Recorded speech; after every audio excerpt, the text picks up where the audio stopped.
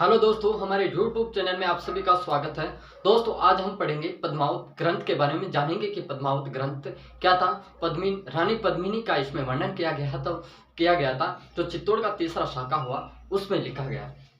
अब हम पद्मावत ग्रंथ के बारे में जानेंगे। क्या जानेंगे? पद्मावत ग्रंथ के बारे में जानेंगे। अब पद्मावत ग्रंथ 1540 ईस्वी में किसके द्वारा लिखा गया था? मलिक मोहम्मद जायसी द्वारा। मलिक मोहम्मद जायसी द्वारा। मलिक मोहम्मद जायसी द्वारा। मलिक मोहम्मद जायसी द्वारा लिखा गया था। ये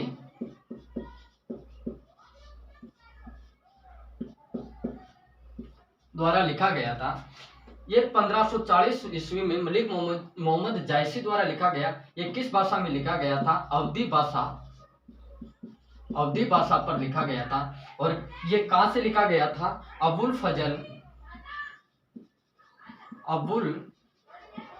फजल की एक रचना थी, एक ग्रंथ था की रचना खजाइन उल फतू से लिया गया था। खजाइन उल फतू से लिया गया था। यह खजाइन उल फतू उर्दू भाषा में था, तो मलिक मोहम्मद जायसी ने इसे अवधी भाषा में 1540 ईस्वी में लिखा गया था, पद्मावत ग्रंथ। और पद्मावत ग्रंथ में किसकी जानकारी मिलती है? चित्तौड़ का तीसरा शाखा। चित्तौड़ का तीसरा शाखा जो 1303 ईस्वी में होता है, और अलाउद्दीन खिलजी इस चित्तौड़ पर आक्रमण करता है और रानी पद्मिनी इस चित्तौड़ के तीसरे शाखे में 1600 रानियां लेकर अग्नि जोहर करती। क्या करती है? अग्नि जोहर करती है। अब हम पढ़ेंगे कि किस प्रकार अलाउद्दीन खिलजी ने चित्तौड़ पर आक्रमण किया। चित्तौड़ में अलाउद्दीन खिलजी ने आक्रमण करने से पहले कुछ एक महत्वपूर्ण तथ्य आए हैं जो अलाउद्दीन खिलजी को इसकी ओर आकर्षित करते हैं। चित्तौड़ का तीसरा शाखा यह अलाउद्दीन खिलजी द्वारा हो जाता है, लेकिन रतन सिंह का एक दरबारी होता है, उसका नाम था राघव चेतन। क्या था? राघव चेतन था। अब राघव चेतन ने क्या किया कि राघव चेतन एक घटना घटी थी मेवाड़ पर, उस घटना पर जादू टोना के बारे में राणा रतन सिंह को पता चल गया। जब राणा रतन सिंह को पता चल गया था तब क्या हुआ? राणा रतन सिंह को पता चल गया तब उसे देश निकाला दे दिया था। क्या दे दिया था? देश निकाला दे दिया था।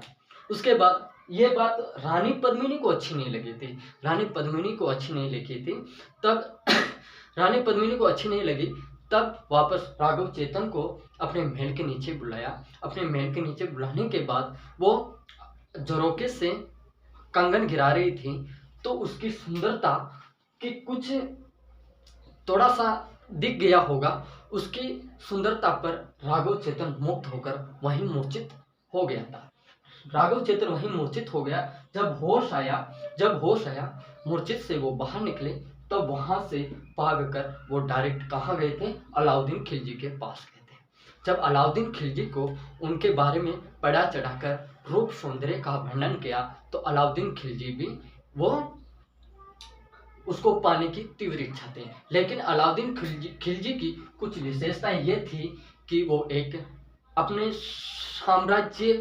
राज्य का विस्तार बढ़ाना चाहता था, अपना साम्राज्यवादी विस्तार बढ़ाना चाहता था। और एक वो चित्तौड़ मालवा एवं गुजरात के बीच के क्षेत्र के मार्ग पर पड़ता है। चित्तौड़ एक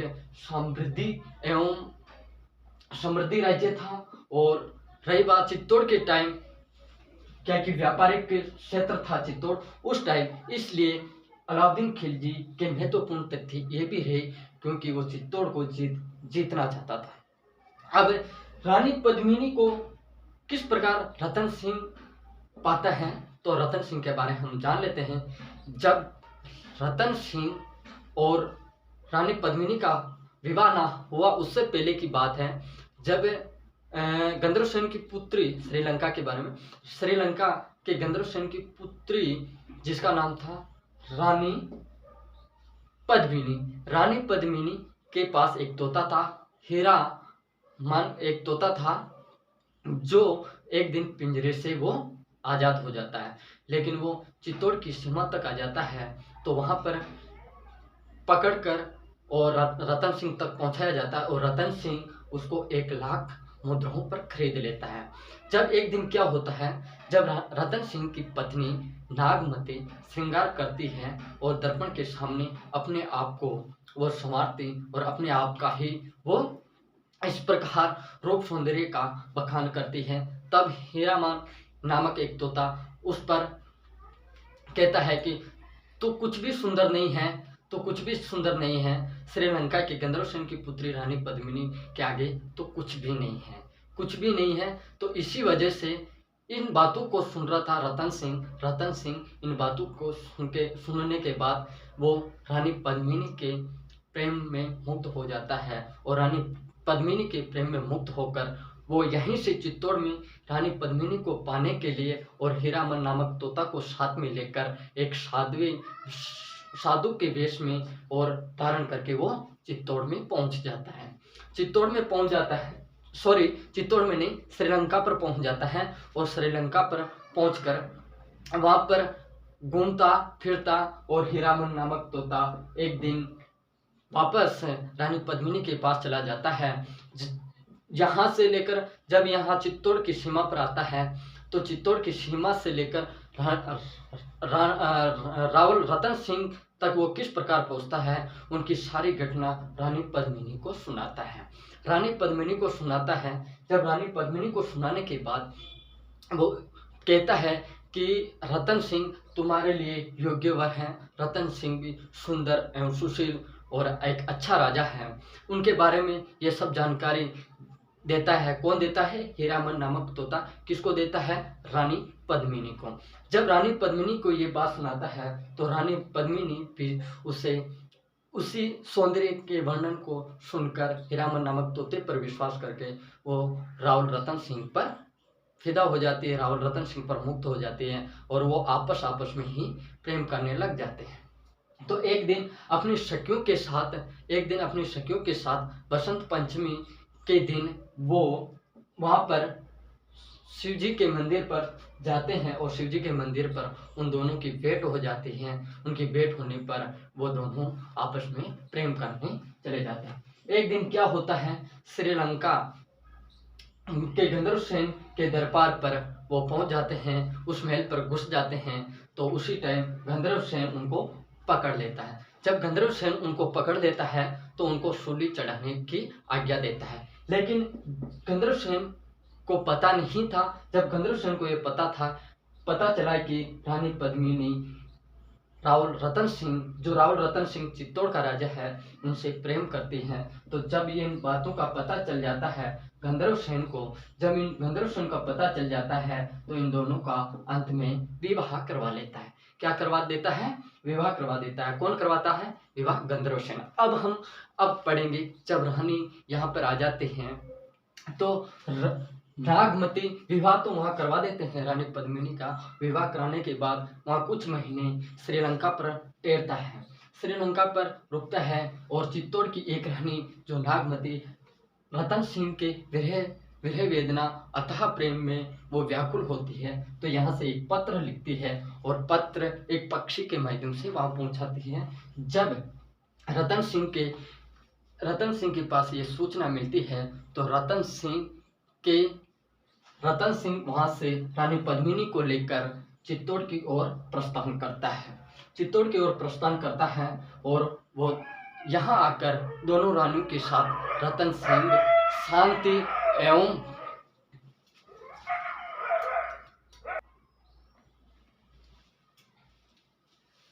सिंह शांति से चित्तौड़ पर अपनी दोनों रानियों के साथ रहता है। तभी एक घटना घट जाती है। वो राघव चेतन एक काला जादू टोने पर एक प्रख्यात पंडित था। वो जादू टोना कर जानता था, इसलिए जब ये बात रतन सिंह को मालूम चलती है तो रतन सिंह क्रोधित हो जाता है और क्रोधित होने के बाद उसको देश निकालने का आदेश दे देता है। और राघव चेतन कहाँ पहुँच जाता है? अलाउद्दीन खिलजी के पास पहुँच जाता है। जब अलाउद्दीन खिलजी के पास पहुँचने के बाद वो राघव चेतन अलाउद्दीन खिलजी को किसके बारे में बताता है? रानी पद्मिनी के बारे में बताता है। जब रानी पद्मिनी के बारे में बताने के बाद जब अलाउद्दीन खिलजी उसको पाने की तीव्र इच्छा और वो भी प्रेम मुक्त में पड़ जाता है और रानी पद्मिनी को पाने की तीव्र इच्छा में वो चित्तौड़ पर आक्रमण करता है। जब चित्तौड़ पर आक्रमण करता है तो कहते हैं कि 8 वर्ष तक चित्तौड़ को घेरे रखा, लेकिन एक ये कल्पना थी, एक ये कल्पना मात्र इसको नहीं माना जाता है। और 8 वर्ष भी बताते हैं, 8 माह भी बताते हैं, बट ये भी कुछ नहीं रहा होगा, 1 या 2 महीने रहा होगा, चित्तौड़ को घेरे रखा होगा। लेकिन जब बताते हैं पद्मावत ग्रंथ में 8 वर्ष के बारे में बता रखा है, जो 1540 ईस्वी में मलिक मोहम्मद जैशी द्वारा लिखा गया था। जब इनके बारे में बताते हैं कि 8 वर्ष तक अलाउद्दीन खिलजी इस चित्तौड़ को घेरे पर रखा हुआ था, और कुछ इतिहासकार 8 माह बताते हैं, कुछ ना बताते हैं, ना मानते हैं। इन तथ्यों पर विश्वास नहीं करेंगे क्योंकि 8 माह 8 वर्ष तक अलाउद्दीन खिलजी रानी पद्मिनी को पाने के लिए घेरा शायद नहीं डालेगा, क्योंकि 8 वर्ष तक डालेगा तो उधर दिल्ली पर भी आक्रमण होने की संभावना है, और 8 माह में ही दिल्ली में आक्रमण होने की संभावना बढ़ गई थी, क्योंकि दक्षिण से वहां पर आक्रमण होने लग गए थे। कहाँ पर? दक्षिण से आक्रमण होने लगे थे। किस पर? दिल्ली पर आक्रमण होने लगे। इसकी सूचना किसको मिलती है? अलाउद्दीन खिलजी को मिलती है। अलाउद्दीन खिलजी को मिलती है। तब अलाउद्दीन खिलजी अत्यंत ही दुखी हो जाता है, क्योंकि इधर भी वो रानी पद्मिनी उनको नहीं मिल रही थी, और उधर दिल्ली जो दक्षिण से दिल्ली पर आक्रमण होने की संभावना है। अधिकांश क्षेत्र दक्षिण के जो दक्षिण वाले जो राज्य हैं, उनके अधिकांश क्षेत्र दक्षिण वाले राज्यों पे पहुंच चला गया था। इसलिए दिल्ली के सुल्तान अलाउद्दीन खिलजी इन पर ज़्यादा ही अत्यंत दुखी हो जाता है। तो इसी अत्यंत दुखी होने के कारण रतन सिंह से संधि करने का प्रस्ताव रखता है कि मैं यहाँ से चला जाऊँगा, मुझे रानी पद्मिनी की कोई आवश्यकता नहीं है। तो इसी संधि के लिए क्योंकि अलाउद्दीन खिलजी एक चाल खेल रहा था, उनके मन में पहले से छल कपट था, तो इसी छल कपट को लेते हुए रतन सिंह उनका आदर सत्कार करने के लिए आ जाता है। और आदर सत्कार, क्योंकि अलाउद्दीन खिलजी के मन में तो छल कपट था, लेकिन रतन सिंह के मन में कोई छल कपट नहीं था, तो इसलिए अलाउद्दीन खिलजी को वहाँ आदर सत्कार करने के लिए पहुंच जाता है। जब अलाउद्दीन खिलजी के सत्कार तक पहुंच जाता है, तो वहाँ पर जब उनको शाम के टाइम, जो रात्रि के टाइम पर, जब रानी पद्मिनी की दासियां थी, रानी पद्मिनी की दासियां उस टाइम उस रात्रि भोजन में अलाउद्दीन खिलजी के भोजन रख रही थी। तब अलाउद्दीन खिलजी राघव चेतन से पूछता है कि इनमें से कौन सी रानी पद्मिनी है। तो राघव चेतन क्या कहता है कि ये तो रानी पद्मिनी की दासियां हैं, रानी पद्मिनी की दासियां हैं। तो जब अलाउद्दीन खिलजी ये सोचता है कि ये दासियां ही इतनी सुंदर है, तो रानी पद्मिनी कितनी सुंदर होगी। तो इस प्रकार रानी पद्मिनी उस टाइम दूसरे दिन वहां से निकलने के लिए रतन सिंह सातवें प्रवेश द्वार तक पहुंच जाता है। और सातवें प्रवेश द्वार तक पहुंचने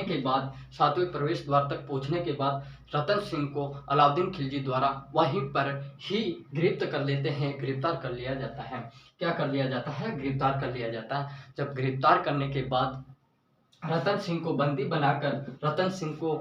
बनाकर हथकड़ियों से जकड़कर वहां दिल्ली लेकर आ जाते हैं। किसको? रतन सिंह को दिल्ली लेकर आ जाते हैं। जब दिल्ली लेकर आने के बाद रतन सिंह को वहां पर पूरी तरह से उनको मारते हैं, उसको प्रताड़ित करते हैं, उसको अच्छी तरह से वो अत्यंत कष्ट देते हैं। लेकिन रानी पद्मिनी के लिए वो खामोश रहता है। रानी पद्मिनी को देने की बात आती है, वो खामोश हो जाता है। इसलिए रानी पद्मिनी को नहीं देता है। जब ये उनका ये उनका नहीं चला, उनका कपट, तब क्या करता है अलाउद्दीन खिलजी, एक सुंदर वेश्या, जो सुंदर वेश्या थी, उनको चित्तौड़ पर एक योगिनी के रूप में बेचता है। किसके रूप में बेचता है? योगिनी के रूप में बेचता है। वो चित्तौड़ पर नाच नाच नाच करती हुई चित्तौड़ पर पहुंचती है, नाच गान करती हुई चित्तौड़ पर पहुंचती है। और उसी नाच गान को चित्तौड़ पर पहुंचने के बाद जब यही बात कौन देखती है? रानी पद्मिनी देखती हैं। तो रानी पद्मिनी क्या कहते हैं कि हे बेन, तू युवावस्था में, एक तू जवान अवस्था में तू ऐसा क्यों कर रही है? तो वो बोलते हैं कि मेरा पति छोड़कर मुझे परदेश चला गया है और मैं उसके विरह वेदना में और विरह वियोग से विरक्त हो गई हूँ। उसको ढूंढते ढूंढते हुए मैं दिल्ली से यहाँ तक आ गई हूँ। दिल्ली में रतन सिंह के बारे में बताते हैं कि रतन सिंह एक राजा हैं, जो महान राजा, उसको अलाउद्दीन खिलजी अत्यंत ही कष्ट दे रहा है। उनके बारे में सुनकर रानी पद्मिनी वहीं से एक अभियान चलाती है। अभियान, रानी पद्मिनी का अभियान क्या रहता है? रानी पद्मिनी का अभियान, रानी पद्मिनी के एक चाचा और एक भाई था। चाचा का नाम था बादल। चाचा का नाम क्या था? बादल। और चाचा का नाम गोरा था, भाई का नाम बादल था। जब चाचा और घोड़ा आते हैं चित्तौड़ पर, उनको बुलाती है रानी पद्मिनी। जब इनको बुलाने के बाद जब चित्तौड़ पर वो पहुंच जाते हैं तो विचार विमर्श करते हैं। तो गोरा और बादल कहते हैं, छली के साथ छल करने से कोई अन्याय नहीं है, छली के साथ छल करने से कोई अन्याय नहीं है। तब ये दोनों भी एक छल करते हैं। क्या करते हैं? छल करते हैं। कितनी पालकियां तैयार करते हैं? 1600 पालकियां तैयार करते हैं और 1600 पालकियों पर राजकुमार बिठा देते हैं। क्या बिठा देते हैं? एक महान योद्धा राजकुमार, जो प्रांगत वीर बिठा देते हैं, जो अस्त्र शस्त्र पर प्रांगत है, उनको बिठा देते हैं और 1600 पालकियां लेकर वहां से रवाना हो जाते हैं और दिल्ली पहुंच जाते हैं। दिल्ली पहुंचते ही रानी पद्मिनी क्या कहती हैं कि रानी पद्मिनी कहती है कि रतन सिंह को आज़ाद किया जाए, रतन सिंह को आज़ाद किया जाए और इनको चित्तौड़ की शाही खजाने की चाबी दी जाए। उसके बाद हम तुम्हारे पास आ जाएंगे। तो जैसे ही अलाउद्दीन खिलजी उसके पास आ जाता है, अलाउद्दीन खिलजी उनको शाही खजाने की चाबियां दे देता है। तो फिर उसके बाद क्या होता है? शाही खजाने की चाबी देने के बाद रतन सिंह तुरंत वहां से उठकर अपने घोड़े पर बैठ जाता है और रतन सिंह घोड़े पर बैठकर रतन सिंह रानी पद्मिनी और बादल वहां से चित्तौड़ के लिए रवाना हो जाते हैं। और गोरा और ये बीच मार्ग में ही रुक जाता है, क्योंकि अलाउद्दीन खिलजी इन रानी पद्मिनी और रतन सिंह और बादल का पीछा कर रही थी।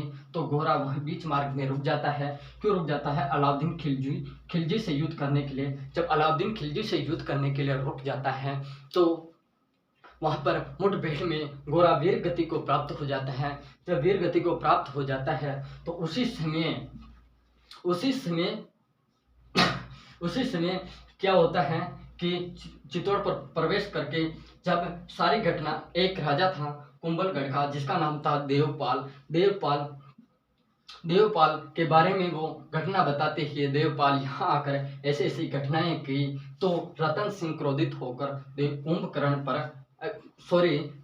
कुंभलगढ़ पर आक्रमण कर देता है और देवपाल को मार गिराता है। और देवपाल को मार गिराने पर वहां पर देवपाल को मार गिराता है और वो खुद भी जख्मी हो जाता है। और उधर अलाउद्दीन खिलजी क्या करता है? चित्तौड़ तक पहुंच जाता है और बादल रतन सिंह और आदि सेनाएं उनसे युद्ध करते हुए बादल वीर गति को प्राप्त हो जाता है और